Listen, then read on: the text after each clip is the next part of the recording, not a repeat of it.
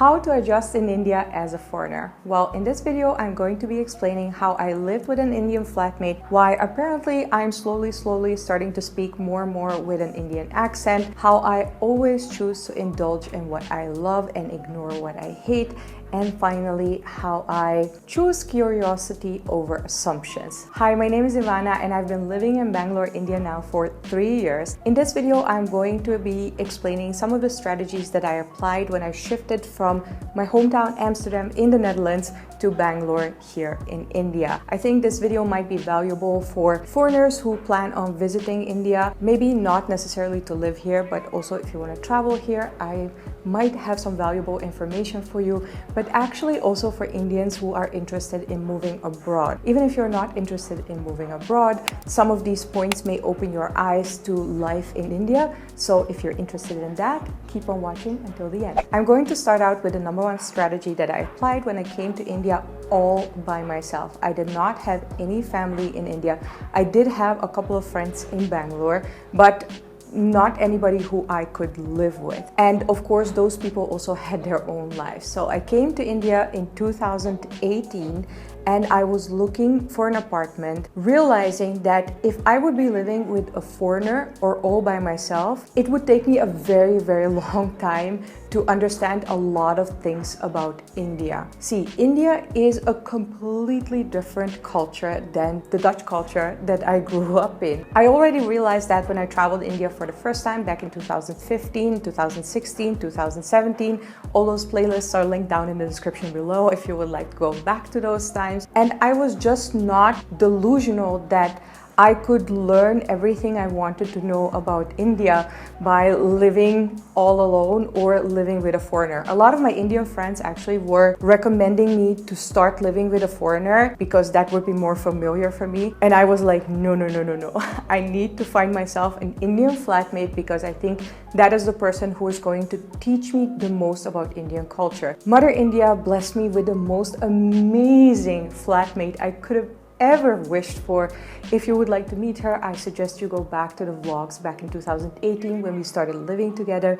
Nishta is my Indian sister. I really couldn't have wished for a better person to live with. She taught me how to wear Indian ethnic wear in a proper way, not in those, you know, I'm dressing up as a foreigner in Indian ethnic wear way. She taught me how to cook Indian food. She invited my dad and me even to an Indian wedding. Nishta taught me so many everyday simple life things here in India, like going to the local grocery store and then like how to buy dal, which is measured and not, you know, completely packaged like in a grocery supermarket. I really was so blessed with that. So I would recommend anybody who is going to live abroad, or maybe if you're a foreigner visiting India, to interact with the locals and learn as much as possible about their culture from them, because otherwise you can say hello.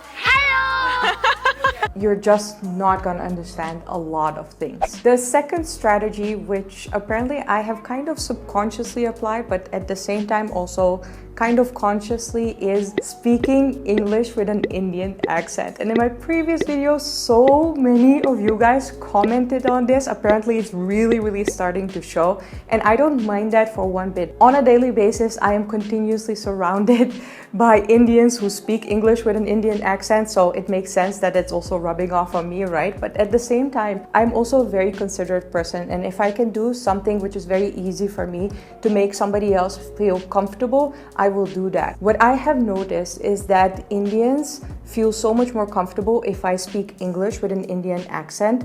It kind of, you know, makes them relax a little bit, and at the same time, it also makes it easier for them to understand what I'm saying if I'm speaking English with an Indian accent. One thing that really breaks my heart, and which is also the reason why I always make this effort, is Indians who know perfect English, but they just feel so insecure about speaking it. I have seen quite a lot of TED Talks from students who speak about, you know, knowing how to read and write English, but not ever getting the opportunity to practice, and then they are shy, and sometimes they even miss out on opportunities because of that. Just hearing about those struggles, I'm like, No, we need to stop this because I don't want anybody missing out on opportunities because they feel insecure about their English. So I've actually partnered with an app called Cambly. They're the only app here in India who offer one-on-one private tutoring classes with native English speakers from the US, Canada, UK, you name it. Depending on what kind of goal you have, you can enroll in specialized classes focused on, for instance, business English, personal development, IELTS, or other areas in which you want to improve. And the tutors on Cambly are actually super friendly and supportive, who will help you improve in your weak areas without any judgment. Okay, but I don't know why the second R with rural, it's impossible. Rural. Because it's actually silent, almost silent. Oh, one of the biggest assets that you have is that you're making me feel very comfortable. Also, when I was telling you about, my problem, like rural, like it's honestly, it's like, oh my gosh, it's such a hack. What would you say the countryside is, Ivana? The countryside is rural. Yes. It's going along. Oh my gosh, that is such a hack. So if you feel comfortable reading and writing English but don't really have people who you can practice with, then I hope that this is a solution. If you're interested in trying this out, I actually also have a discount code for you. If you use 25 Ivana, you will get 25% off any quarterly plan. When I came to India for the first time back in 2015, at the end of my yoga teacher course in Kochi, I switched from making Dutch vlogs to English vlogs. This was my first English vlog, a typical day in yoga teacher training. It was hard for me. Even though I was fluent in reading English, I was fluent in understanding English, speaking really is a different level of understanding of a language. A lot of people back then made so much fun of me because my grammar was incorrect, or maybe the sentence structure was different. Some of you gave me feedback in the comments that sometimes my pronunciation is a little bit mumbled. You know what the problem is? The R. So very is alright. But if I have to say pearl or dwap, for me it's hard. I don't know why. What's wrong with me? What's wrong with me? I'm crappy. Also, they made fun of me because of my Dutch accent, and apparently now we are switching into Indian accents. I am so proud of myself that I pushed through that and that I continued to improve my English, because if I hadn't done that, if I've gotten too shy and switched back to vlogging in Dutch, I probably wouldn't be where I am today. That's why this topic is very near and dear to my heart, because like I said, I don't want anybody missing out on opportunities in the world because they feel insecure about their English. So yeah, coming back to the accent, I think it really, really makes my life here in India more easy. Acha color hai.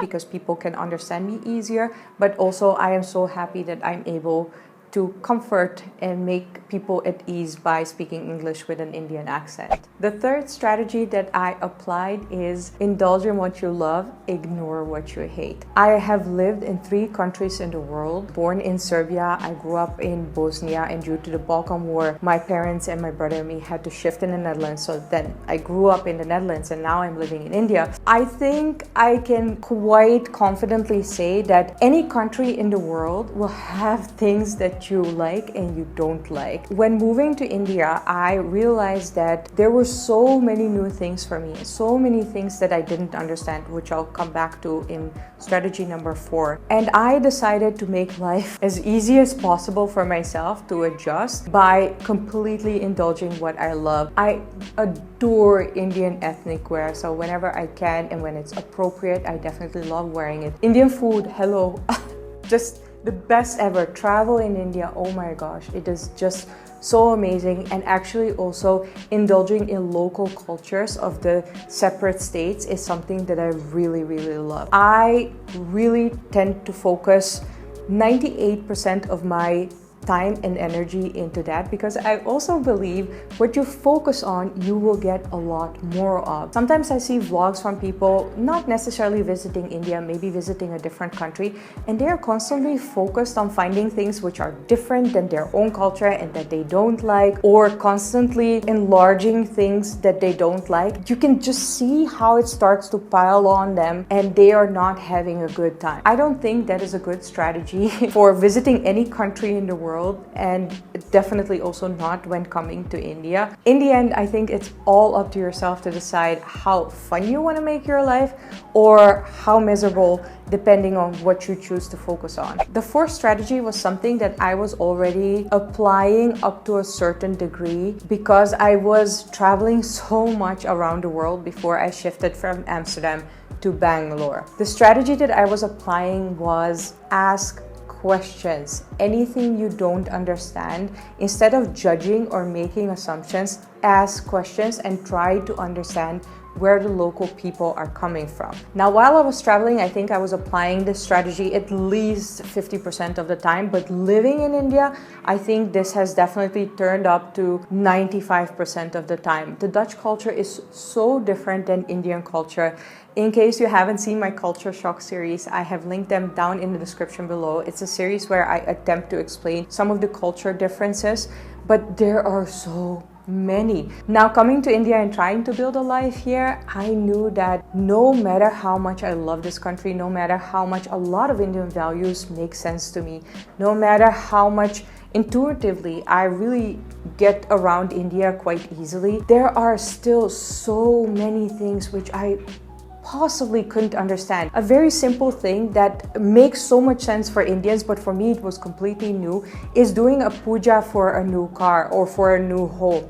A puja, in case you're a foreigner and you're watching this, is kind of a religious ceremony to bless and give good luck to the new object. So for instance, if it's a new car, you're doing a puja so that the car will have a lot of good mileage and not get into an accident. When I heard about this and actually also the idea behind it, I was like, wow, that makes so much sense. And it's such a sign of gratitude for getting a new object in your life. Actually, fun fact, I wanted to do a puja for our refrigerator with Nishta, but she told me no, that's taking it too far. But I really enjoy learning about those things, whereas if I would just be making assumptions on judgments based on, seeing a puja happen and not understanding the true meaning behind it, I would miss out on so much of the culture. And I love Indian culture so much. So that's why I've really adopted that mindset of ask questions, ask questions, ask questions. Whatever you don't understand, ask questions. Luckily for me, Indians are so incredibly patient and tolerant to explain these things that are maybe common sense to them, but are very new to a foreigner. And it is something that really makes my life so much fun and adventurous on a daily basis, because I can really tell you that almost every single day I learn something new in this country. I really think life becomes so much easier, especially living as a foreigner in a country that's so complex like India, when you adopt an attitude of asking questions and leave your assumptions or judgments in the back seat.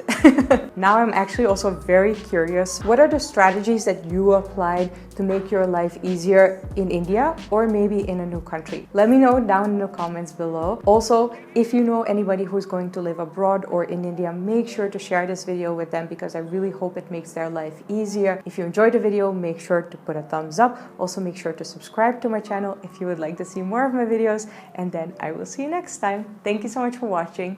Bye!